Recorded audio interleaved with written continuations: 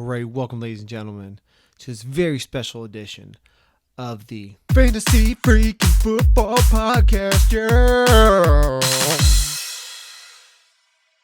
That's right, Fantasy Freaking Football Podcast. I'm your man, Julian. James and Brandon couldn't make it this week, so we're going to run a special for you.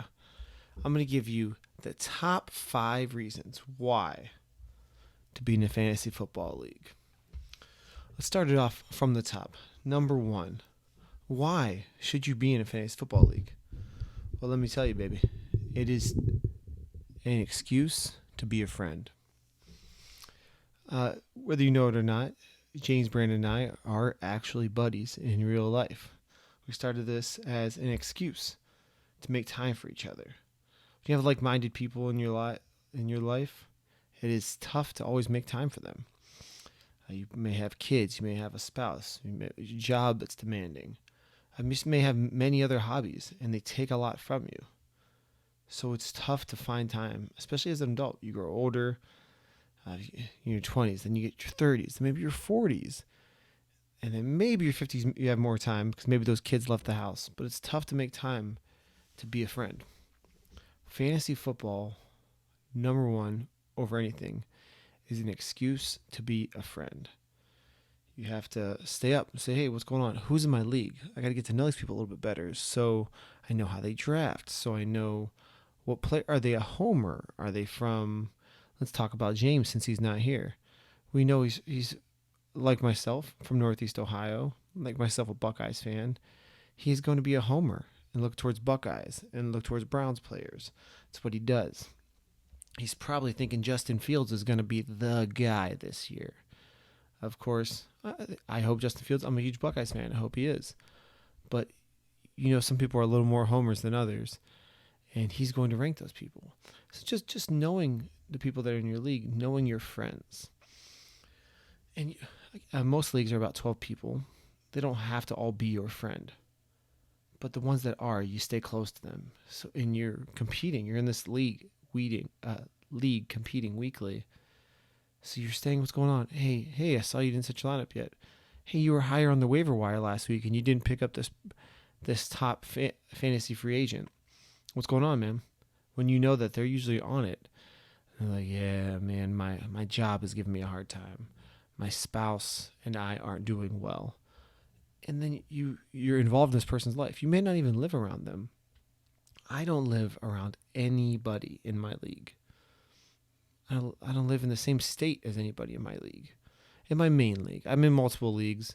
I've got one that's around here, but my main league, the one that means the most, even the one that means the second most to me, I don't live near anybody. I move around a lot doing my job. So an excuse to be a friend is the top reason why to join a fantasy football league. Reason number 2. Competition. When you stop competing, you die. It's a weekly competition. And there are little competitions within those weekly competitions as well. To see who knows who the top fantasy waiver wire edition would be. And so try to add those players over other people. And you don't want to tell them who you're looking at. Hopefully they miss them. But just facing off week to week against different people. Especially when Brandon and I go heads up. When James and I go heads up. It means a little bit more because those are my guys. You want those bragging rights. I'm going to love those guys unconditionally, win, lose, or draw. I've beat them both before. They've both beat me before. But when you beat them, it's like, what have you done for me lately? And I want to beat you this time. So competition. Again, as we move up in life, if we start families and stuff, we want our kids to compete and learn the lessons from that. We start to compete a little bit less. They realize, it doesn't mean as much. All those things we competed in while we were younger. But this is something we can compete in every week. And it gives that little bit of adrenaline. That little bit of, I'm gonna kick your butt. And that means a lot. That really, really means a lot. So, number 3 kind of goes along with number 1. Stay involved in sports and stay involved in your friends' lives.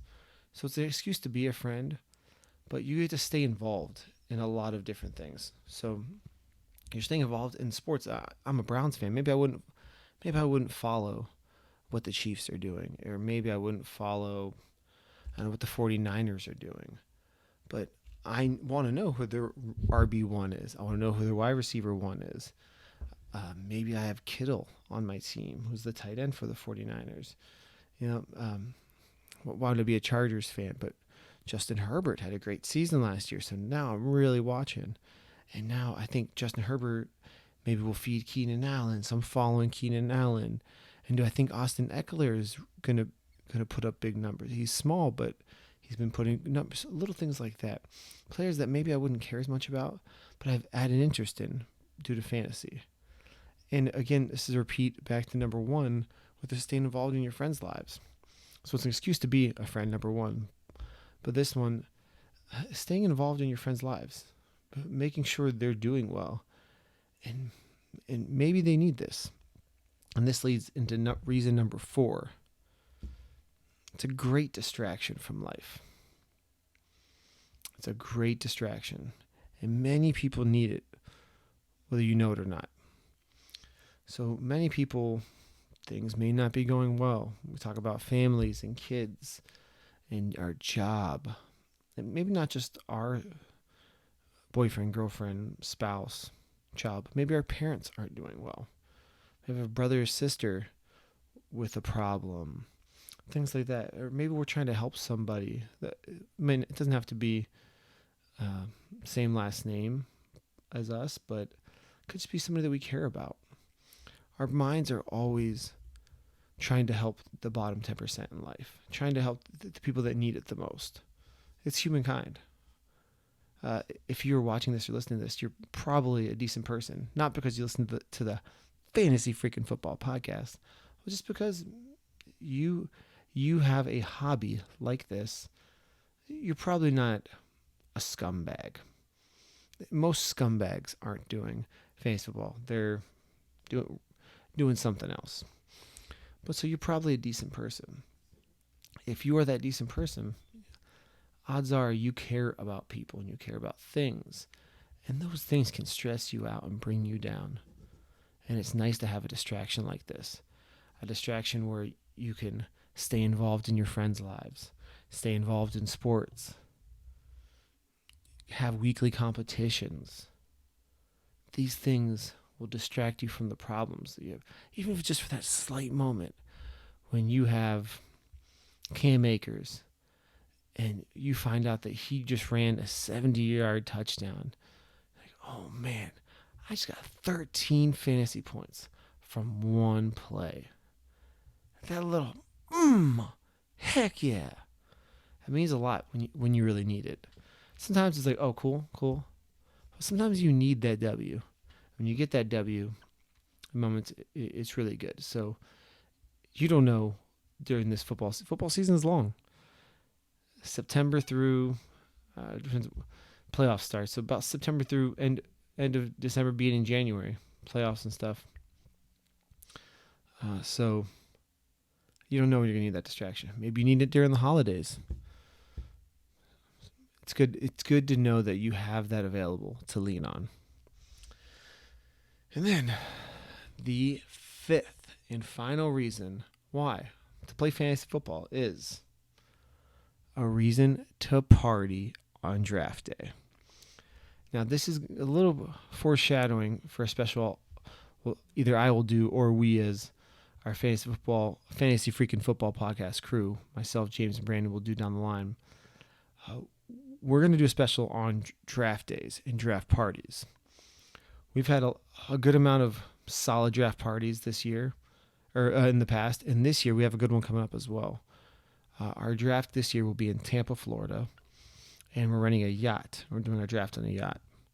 So we've done them. We've rented a cabana at a hotel casino in Las Vegas before, a poolside draft. We've had a keg party in the backyard of a friend with a nice house, an in-ground pool, things like that. We've gone to a preseason football game to do it. So as long as you are partying, getting everybody together in your league, that is the way to go. Now, I understand a lot of leagues are strictly online, And maybe you don't have the money, or maybe other people don't have the money to travel to do this, to get together for the draft. But if you can, or if you can't say last year, hopefully nobody did. Hopefully nobody got together for the drafts last year. But if they got together and you all just Skyped, you all just Zoomed, you all just virtually got together, FaceTime, somehow, some way, and maybe had some drinks, made some rules to make it fun. Partying on draft day is very, very important. The best day of the year for everybody in the league is draft day. New beginnings. Everybody loves a new beginning. The next best day of the year is if you're in the money. So if you're in the championship, you win the championship. There you go. That may be a little bit better if you want a good amount of money. But draft day is one of my favorite days all year long. So there it is. Top 5 reasons why to join a fantasy football league. Excuse to be a friend. Competition. Keeps you involved in sports and in your friends' lives. It's a great distraction from life. And it's a reason to party on draft day. This has been the Fantasy Freaking Football Podcast Special Edition. We'll see you guys next time. Fantasy Freaking Football Podcast, yeah.